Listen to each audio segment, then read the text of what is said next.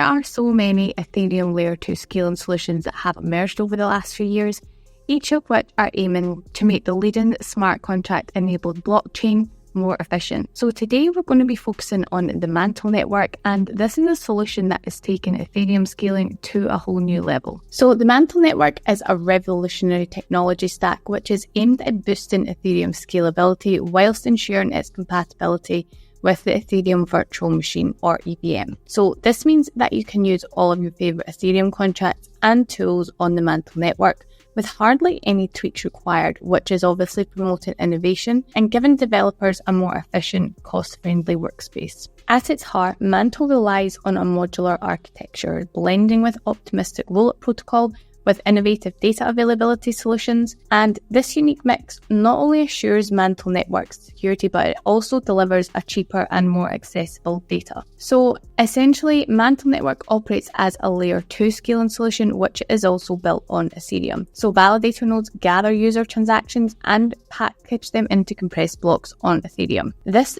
then in turn is slashing the gas fees of it, as well as boosting the transaction throughput. And all of these perks are not just for the developer, the users also benefit from a familiar environment for smart contract development, along with significantly lower gas fees and faster transactions compared to Ethereum's layer 1. So I think we know that there's a lot of Ethereum layer 2s that are out there, and all of them are aiming, and most of them are faster and cheaper than the Ethereum network. So what makes Mantle really stand out is its modular design. So this is separating out the transaction execution, consensus, settlement and storage processes. So this approach, which is combined with smart contract rollup and modular data availability, offers a completely fresh and dynamic solution to blockchain scalability. So we're going to talk about the native token of Mantle. So this is MNT. So I think quite a lot of people have heard of this already and know that it's been discussed by quite a few kind of influencers. So the Mantle token, or MNT, it plays a dual role in the Mantle ecosystem. So it serves as both governance and a utility token. So this versatile token is empowering the holders with voting rights and allows them to actively participate in decentralized autonomous organization decisions and contribute to shaping Mantle's future, which is obviously a good thing for the community, and it helps keep them involved and feel more in control when they can make voting decisions. So in addition to its governance function, MNT is also acting as a utility token, as we discussed, and is used to cover the gas fees on the Mantle network, facilitating transactions and operations within this ecosystem. So MNT tokens can be utilized as collateral assets by Mantle network nodes, which is encouraging their involvement and enhancing the network's security and stability. Now, as an ERC20 token, MNT offers functionalities which are similar to other Layer 2 blockchain tokens. So there are more advanced token features which may reside on the Layer 1, whereas the Layer 2 version functions as a standard bridge-warped ERC20 token. So it's important to remember that as the Mantle ecosystem progresses, token governance and utility features are likely to evolve to meet the project's more evolving requirements. So if we jump into CoinMarketCap, currently MNT is sitting at a market cap of just over $3 billion. So the market cap on this is pretty massive already, which does put me off a little bit, but we do have a capped maximum supply of just over 6 billion tokens, and more than half of these are currently in circulation. So we're going to go into the token supply and the circulating supply more in just a little bit second, so bear with me on that one. But currently it is trading at a price of just over 90 cents and it's had a fairly bullish year on it so far. So we can see that it's already up 94% in the year. Now, a key driving force that is behind Mantle's recent growth is its prominent role in decentralized finance. So DeFi is kind of ramped up to be another huge narrative in the 2025 bull run. And since around November, the project's total value locked on the Ethereum Layer 2 has skyrocketed and it's now sitting at over 290 million. So this is a significant surge in the TVL and it does reflect on increased user confidence and activity within the Mantle network. Now, I just want to jump quickly back to the circulating supply of Mantle. So initially, the Mantle treasury held 49% of the total token supply. So this was just over 3 billion MNT. So this allocation encompassed various assets, including the DAO-governed core holdings, undistributed MNT tokens, and liquidity positions such as the MNT ETH LP pairs. And it is important to note that the tokens held in the Mantle treasury are categorized as not in circulation and are subject to distribution through the Mantle governance process. So the remaining 51% of the total token supply is classified as circulating.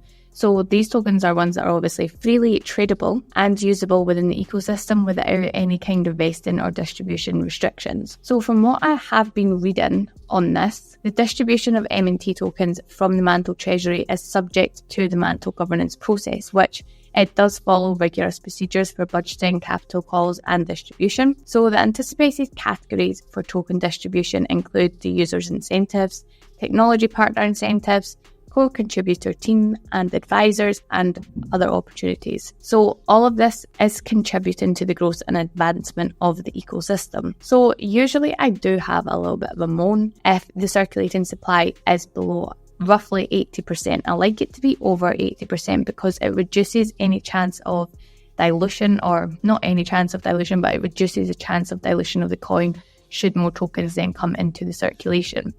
But for this one, I have a feeling that the circulating supply would not show as above 51% because obviously the 49% is held in the treasury. Or I could have this completely wrong because the treasury tokens are not classed as circulation supply, so would they show under circulation supply, if you know what I mean? I need to try and work that one out a little bit more because I'm not 100%, but it is something to kind of consider for this. So we're going to jump on to my favourite part of any project investigation. It's not really an investigation, but you know what I mean. So this is the pros and the cons of the Mantle network and the MNT token. So some of the advantages that I've come across of this are that the network have significantly reduced gas fees, and this is by implementing batch transactions and modular design, which is aiming to slash the transaction costs by over 80%. So through bundling the transactions into batches, gas fees are distributed across multiple transactions each within each set. Now, in terms of scalability, the Mantle introduces a distinct decentralized data availability layer with the EigenDE, which is enhancing Ethereum's efficiency.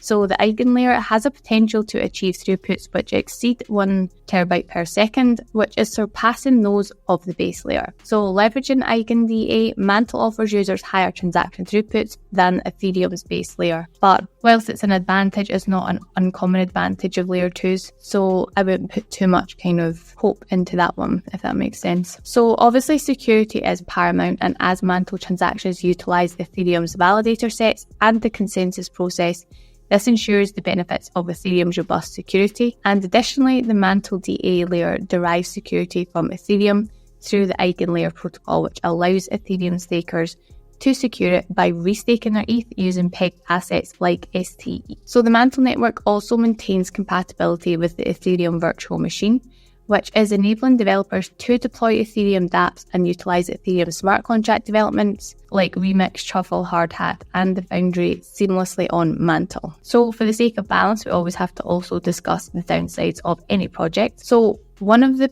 big downsides of this, currently it's not really a downside, but it's just kind of something that might be holding it back a little bit, is that it is still in the very early stages. So they launched on the mainnet alpha in July 2023, which means it still has quite a journey ahead of it to realise its full potential. So currently the Mantle DAO is engaged in discussing pivotal proposals such as the ETH staking strategies and the potential integration of a ZK EVM. And whilst Mantle does aim for decentralisation, it currently relies on its core team's centralised sequencer node.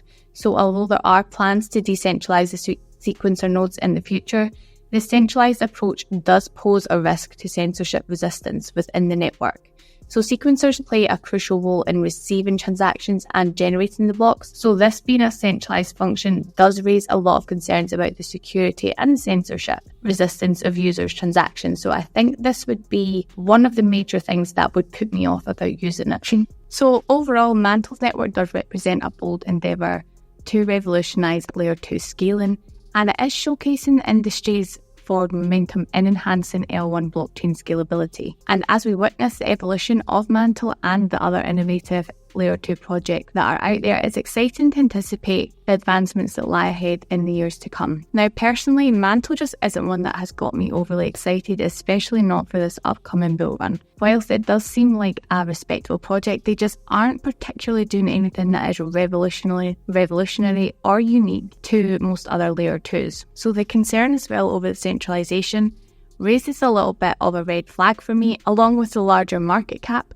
Personally, it's just not one that I, as a small investor, can see as a benefit to me. So let me know what your thoughts are on MMT and the Mantle network. Have I got it totally wrong? Do you have a different opinion? Let me know in the comments below, and I will see you next time.